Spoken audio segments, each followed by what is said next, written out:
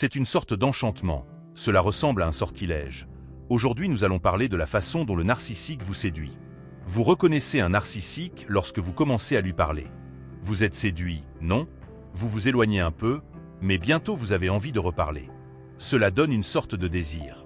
C'est difficile de rester à l'écart, n'est-ce pas?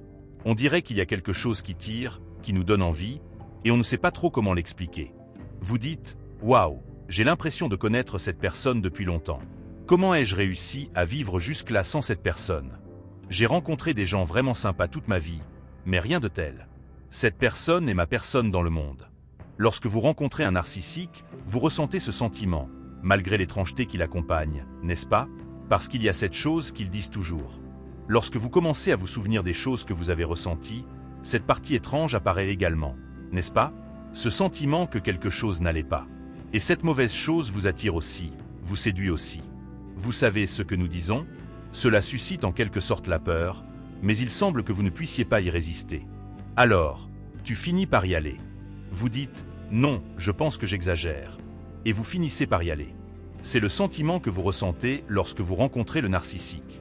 Les dialogues sont engageants, semblent interminables et on ne peut pas s'arrêter. Quand vous le voyez, 2, 3, 4, 5 heures se sont déjà écoulées. Le temps disparaît et vous perdez la notion du temps qui s'est écoulé. Je pense que la chose la plus courante est que vous regardez en arrière et dites « Waouh, lors de notre première interaction, nous avons tourné l'aube. » C'est super courant. Les narcissiques encouragent ces dialogues intenses, ces conversations sans fin, et on a le sentiment que c'est un échange, mais ce n'est pas le cas. Quand on pense à la séduction, un narcissique n'a en réalité pas besoin de grand-chose. Normalement, on parle de victims. Les gens qui tombent dans le piège sont pour la plupart empathiques. Et quand on parle d'empathie, on parle de se mettre à la place de quelqu'un d'autre. Normalement, les dialogues avec quelqu'un qui a un haut niveau d'empathie ont tendance à être un échange. Cette personne est intéressée, laisse l'espace à l'autre pour parler. Mais lorsqu'elle rencontre le narcissique, il permet à cette personne de se reposer de son empathie. Bien qu'elle soit naturelle, l'empathie exige beaucoup de la personne. Même si elle ne s'en rend pas compte, elle est tout le temps connectée à l'autre personne. Et le narcissique, pendant la période du love bombing, la période du miroir, permet à la victime de se détendre. C'est comme si la victime avait enfin le droit de se regarder. Au fil du temps, l'accent sera mis sur elle.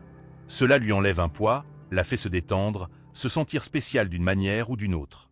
La victime, habituée à prendre soin et à prêter attention aux autres, est placée dans un lieu de confort. Le narcissique fait en sorte que la victime se sente extrêmement spéciale et à l'aise. Et c'est difficile de s'en rendre compte, car la sensation est très agréable. Même si le narcissique parle de choses qu'il aime aussi, il s'agit toujours des mêmes choses que la victime. Elle ne se rend pas compte que tout ce qui est dit ne concerne qu'elle. Il est d'accord avec absolument tout, il approuve absolument tout. C'est comme si un tapis rouge émotionnel se déroulait à chacun de ses discours. Elle commence à parler et le tapis commence à se dérouler. Et elle devient de plus en plus à l'aise pour parler davantage, me raconter davantage sa vie. Les moments de frustration sont inévitables dans la vie. Ce que nous faisons n'est pas toujours bien accepté par les autres. Le narcissique nous fait repenser toutes ces expériences et revivre le traumatisme d'une manière ou d'une autre. Il devient la personne qui nous a validés à ce moment-là. Si, enfant, vous dessinez un dessin pour vos parents et qui n'y prêtez pas attention, le narcissique dira « Montre-moi ton dessin. Comme c'est beau. J'ai vraiment aimé ça. » Si vous avez offert un cadeau à un ex-petit ami et qu'il ne l'a pas aimé, le narcissique dira « Comment ça, il ne l'a pas aimé? Comme c'est spécial. Comme c'est embarrassant qu'il n'aime pas ça. » Le narcissique vous montre à quel point vous êtes spécial et à quel point les autres étaient stupides de ne pas s'en rendre compte. Ensuite, vous commencez à revisiter tout votre passé et le narcissique entre en jeu.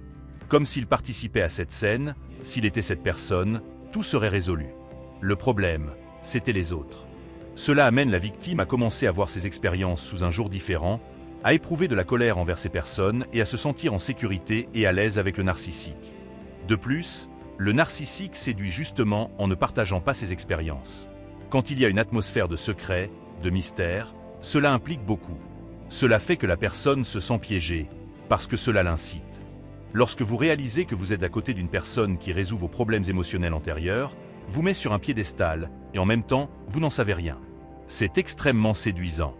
Bien sûr, il existe plusieurs raisons pour lesquelles les narcissiques ne parlent pas d'eux-mêmes.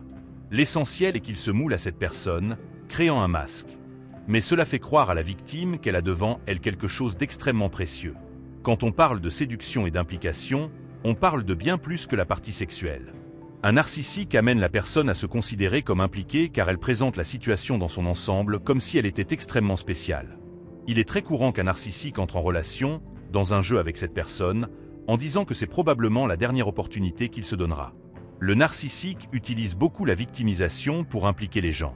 Quand l'amour commence, ce type de discours est courant. C'est la dernière fois. Si ça ne marche pas maintenant, je ne serai avec personne d'autre. Cela séduit vraiment la victime, car elle se sent spéciale. Elle a été choisie comme étant la possibilité de rendre cette personne heureuse. Un narcissique fait que la victime se sent extrêmement séduite et enchantée. Lorsqu'elle parle d'elle, il semble extrêmement intéressé et passionné par son histoire. Cette phase de séduction a une date d'expiration. Normalement, cela dure environ 3 mois, puis commence la phase de dévaluation, le traitement silencieux. Bien que cela se produise même pendant l'enchantement, le problème est que la victime ne s'en rend pas compte. Je crois que l'une des plus grandes craintes de quiconque vit cette expérience est d'y retomber. C'est donc un signal d'alarme, quelque chose auquel il faut prêter attention. Quand quelqu'un vous met sur un piédestal et en même temps ne parle pas de lui, pense que tout ce que vous faites est génial, mais ne vous dit rien sur lui et s'accompagne de tout ce mystère, c'est quelque chose dont il faut être conscient. Mais bien sûr, quand on parle de narcissisme, celui-ci ne peut être diagnostiqué que par un psychologue ou un psychiatre qui suit régulièrement cette personne. Cela ne sert pas de diagnostic, mais plutôt de conseil, afin que vous puissiez demander de l'aide si vous pensez vivre ce type de situation. J'espère avoir aidé. Merci d'avoir regardé.